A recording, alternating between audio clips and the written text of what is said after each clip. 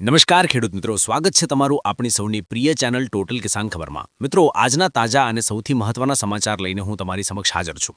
ખેડૂત મિત્રો, જો તમે ચેનલ પર નવા હો તો ખાસ વિનંતી કે નીચે આપેલું લાલ બટન દબાવીને સબસ્ક્રાઇબ કરી લેજો, જેથી ખેતીલક્ષી દરેક માહિતી સૌથી પહેલા તમારા મોબાઈલમાં મળી રહે। ચાલો મિત્રો, જરા પણ સમય બગાડ્યા વિના શરૂ કરીએ આજના ટોપ 10 મોટા સમાચાર। સૌથી પહેલા વાત કરીએ આજના હવામાનના તાજા અપડેટ વિશે। મિત્રો, ખેડૂતો માટે એક બહુ જ મોટા રાહતના સમાચાર હવામાન વિભાગ તરફથી મળી રહ્યા છે। છેલ્લા કેટલાક દિવસથી જે માવઠાની બીક હતી, જે ચિંતા હતી, તે હવે ટળી ગઈ છે। હવામાન વિભાગે આજે સ્પષ્ટતા કરી દીધી છે કે વેસ્ટર્ન ડિસ્ટર્બન્સની અસર હવે ઓછી થઈ ગઈ છે, જેના કારણે હવે રાજ્યમાં કમોસમી વરસાદ કે માવઠાનું જોખમ મહદઅંશે ટળી ગયું છે। પણ હા મિત્રો, તૈયાર થઈ જજો, કારણ કે આજથી રાજ્યભરમાં આકાશમાંથી વાદળો હટશે અને કડકડતી ઠંડીનો એક નવો રાઉન્ડ શરૂ થવા જઈ રહ્યો છે। અત્યારે જે રવિ પાક ખેતરમાં ઊભો છે, જેમ કે ઘઉં અને ચણા, આ પાક માટે આ આવનારી કાતિલ ઠંડી અમૃત સમાન સાબિત થવાની છે। જેટલી ઠંડી વધારે પડશે તેટલું ઉત્પાદન સારું આવશે, પરંતુ ખાસ સાવધાની જીરું પકવતા મારા ખેડૂત ભાઈઓએ રાખવાની છે। ઝાકળ પડે તો જીરાના પાકને નુકસાન થઈ શકે છે, માટે કૃષિ નિષ્ણાતોએ સલાહ આપી છે કે વહેલી સવારે ખેતરના શેઢે ધુમાડો કરવો અને પિયત વ્યવસ્થામાં ખાસ ધ્યાન રાખવું। ખાસ કરીને ઉત્તર ગુજરાત અને કચ્છના ખેડૂત મિત્રોએ સાવચેત રહેવું, કારણ કે ત્યાં પારો 10 ડિગ્રીથી પણ નીચે જવાની પૂરી શક્યતા છે। ટૂંકમાં કહીએ તો ઠંડી વધશે, પણ માવઠાની ચિંતા હવે નથી। હવે આગળ વધીએ અને વાત કરીએ આજના બીજા સૌથી અગત્યના સમાચારની, જે છે જીરાના ભાવ વિશે। ખેડૂત મિત્રો, જીરાના ભાવમાં આજે એક મોટો ભડકો જોવા મળ્યો છે। ભાવ ઐતિહાસિક સપાટીએ પહોંચી ગયા છે। ગઈકાલે 20 ડિસેમ્બરે ઊંઝા અને ગુંડલ માર્કેટયાર્ડ બંધ હતા, પણ આજે 21 ડિસેમ્બરે જેવા બજારો ખુલ્યા કે તરત જ જીરાના ભાવમાં જબરદસ્ત તેજી જોવા મળી છે। આ તેજી પાછળનું મુખ્ય કારણ છે આંતરરાષ્ટ્રીય બજારમાં રમઝાન મહિનાની માંગ। રમઝાન તહેવાર નજીક આવી રહ્યો હોવાથી વિદેશોમાં જીરાની માંગ પુષ્કળ નીકળી છે, જેના કારણે પ્રતિમણ ભાવમાં સીધો 300 થી 500 રૂપિયાનો ઉછાળો આવી ગયો છે। ચીન અને બાંગ્લાદેશ જેવા દેશોમાંથી મોટા પાયે નિકાસના ઓર્ડર મળતા વેપારીઓ પણ ઊંચા ભાવે ખરીદી કરવા પડાપડી કરી રહ્યા છે। આજના લેટેસ્ટ ભાવની વાત કરું તો બેસ્ટ ક્વોલિટીનું જે જીરું છે તે 12,000 રૂપિયાની સપાટી કુદાવે તેવી પૂરેપૂરી શક્યતા દેખાઈ રહી છે। બજારના જાણકારો અને નિષ્ણાતોનું કહેવું છે કે જે ખેડૂત મિત્રો પાસે હજુ પણ જૂનું જીરું પડ્યું છે, તેમના માટે આ વેચવાનો સુવર્ણ સમય છે, સુનેરી તક છે, કારણ કે નવી આવકો આવવાને હજુ વાર છે। ત્યાં સુધી આ તેજીનો લાભ તમે ઉઠાવી શકો છો। મિત્રો, ત્રીજા સમાચાર તરફ નજર કરીએ તો તે ખાતરની અછત બાબતે છે।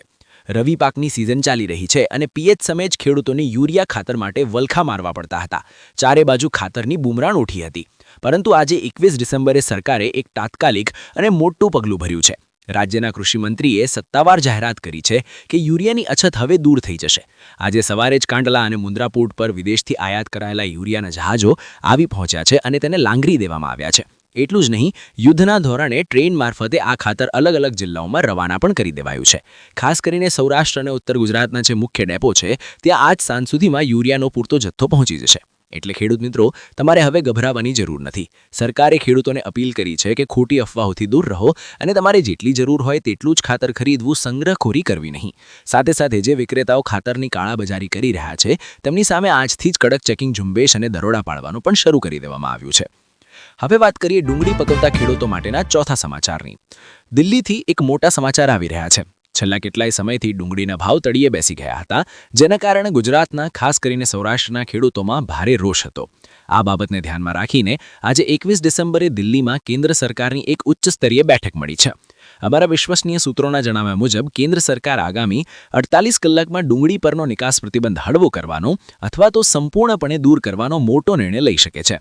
આ સમાચાર વાયુવેગે પ્રસરતાની સાથે જ આજે બપોર પછી મહુવા અને ભાવનગર માર્કેટયાર્ડમાં વાતાવરણ બદલાયું છે। સેન્ટિમેન્ટ સુધર્યું છે। બપોર પછીના સોદામાં ભાવમાં 50 થી 100 રૂપિયાનો સુધારો પણ જોવા મળ્યો છે। જો ખરેખર નિકાસ છૂટશે તો જાન્યુઆરી મહિનામાં ડુંગળીના ભાવ ખેડૂતોને સારું વળતર આપી શકશે। ખેડૂત સંગઠનો પણ આ નિર્ણયની આતુરતાથી રાહ જોઈ રહ્યા છે। પાંચમા સમાચાર ખેડૂતોના વીજળી બિલની બચત અને સોલાર પંપ વિશે છે। જે ખેડૂત મિત્રો ડીઝલ બાળીને કંટાળી ગયા છે અથવા વીજળીના બિલથી મુક્તિ મેળવવા માંગે છે, તેમના માટે આજે 21 ડિસેમ્બરનો દિવસ ખાસ છે। ઉર્જા વિભાગે આજે એક ઓફિશિયલ નોટિફિકેશન બહાર પાડ્યું છે। પીએમ કુસુમ યોજના હેઠળ સબસિડીવાળા સોલાર પંપ માટેની અરજી પ્રક્રિયા ફરીથી શરૂ કરવામાં આવી છે। તમે આઈ ખેડૂત પોર્ટલ પર જઈને આજથી જ તમારી અરજી કરી શકશો। આ વખતે ખુશીની વાત એ છે કે સરકારે સોલાર પંપનો લક્ષ્યાંક વધાર્યો છે અને પહેલાના ધોરણે અરજી કરનારને મંજૂરી આપવાનું નક્કી કર્યું છે। 3 હોર્સ પાવરથી લઈને 7.5 હોર્સ પાવર સુધીના પંપ પર સરકાર દ્વારા 60% સુધીની માતબ સબસિડી આપવામાં આવશે। તો મિત્રો, જો તમે દિવસે તિયત કરવા માંગતા હો અને ડીઝલનો ખર્ચ બચાવવા માંગતા હો તો તાત્કાલિક તમારા 7, 12, 8 અને આધાર કાર્ડ જેવા ડોક્યુમેન્ટ તૈયાર કરી પોર્ટલ પર અરજી કરી દેજો, જેથી આ લાભ લેવામાં તમે રહી ન જાઓ. મિત્રો, ત્રીજા સમાચાર તરફ નજર કરીએ તો તે રવિ પાકના વાવેતરના રિપોર્ટ અંગે છે. રાજ્ય કૃષિ વિભાગે આજે 21 ડિસેમ્બરે રવિ પાકના વાવેતરના સત્તાવાર આંકડા જાહેર કર્યા છે. આ આંકડા જોઈને લાગે છે કે ધરતીપુત્રોએ મહેનત કરવામાં કંઈ બાકી નથી રાખ્યું. રિપોર્ટ મુજબ આ વર્ષે ડેમ અને તળાવોમાં પાણીની સારી આવક અને ઉપલબ્ધતાને કારણે ઘઉં અને ચણાના વાવેતરમાં ગત વર્ષ કરતાં સીધો 15% વધારો થયો છે. ખાસ કરીને ભાલપંથ અને ઘેડપંથમાં બિનપિયત ઘઉંનું રેકોર્ડ બ્રેક વાવેતર નોંધાયું છે.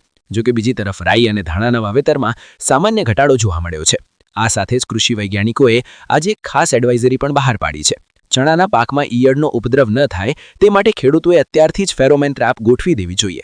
આ રિપોર્ટ બજાર માટે બહુ મહત્વનો છે, કારણ કે ઉત્પાદન વધવાની શક્યતા છે, જેથી ભવિષ્યમાં ભાવ સ્થિર રહી શકે. 7મા સમાચાર ખેતીવાડી વીજ જોડાણ એટલે કે લાઇટ કનેક્શન માટે છે. જે ખેડૂતોએ નવા વીજ જોડાણ માટે અરજી કરી છે અને વર્ષોથી કે મહિનાઓથી રાહ જોઈ રહ્યા છે, તેમના માટે 20 ડિસેમ્બરની મોડી સાંજે એક જાહેરાત થઈ છે. વીજ કંપનીઓએ ઝટપટ સ્કીમ હેઠળ પેન્ડિંગ ખેતીવાડી કનેક્શનો તાત્કાલિક આપવાનો આદેશ જારી કર્યો છે. એટલે કે જે ખેડૂતોના ખેતરમાં થાંભલા ઊભા કરવાના બાકી હોય અથવા ટીસી એટલે કે ટ્રાન્સફોર્મર ફાળવવાના બાકી હોય, તેમને હવે લાંબી રાહ જોવાની નહીં પડે. આગામી 15 દિવસમાં એટલે કે 5 જાન્યુઆરી સુધીમાં તેમને વીજ જોડાણ આપી દેવામાં આવશે.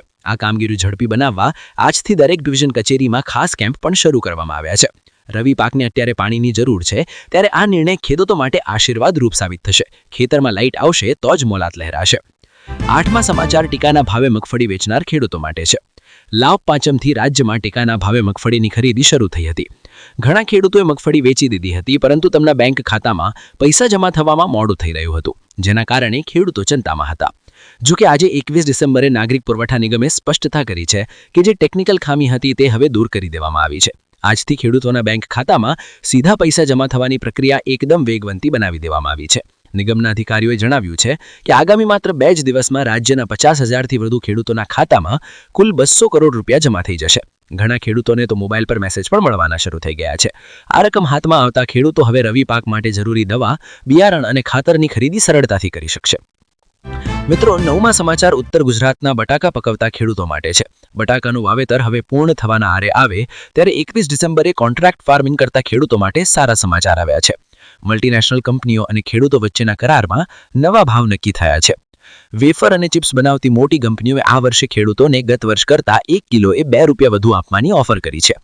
આજે ડીસા અને વિજાપુર પંથકમાં ખેડૂતો અને કંપનીના પ્રતિનિધિઓ વચ્ચે એક મહત્વની બેઠક યોજાઈ હતી, જેમાં આ ભાવ વધારાનો નિર્ણય લેવાયો છે. અત્યારે વાતાવરણ ખરાબ રહેવાની અને બિયારણ બગડવાની ભીતિ છે, ત્યારે આ ભાવ વધારો ખેડૂતોને એક પ્રકારની સુરક્ષા પૂરી પાડશે. અને હા, જે ખેડૂતો કોન્ટ્રાક્ટ ફાર્મિંગ સાથે નથી જોડાયા તેઓ પણ આ સમાચારથી ખુશ છે, કારણ કે કંપની ભાવ વધારે તો બજાર ભાવ પણ સારા રહેવાની આશા બંધાય છે. અને મિત્રો, છેલ્લા અને 10મા અને અત્યારે સોશિયલ મીડિયા પર વાયરલ થઈ રહેલા અને ખેડૂતો માટે સૌથી મોટા સમાચાર સાબિત થઈ શકે તેવા સમાચાર.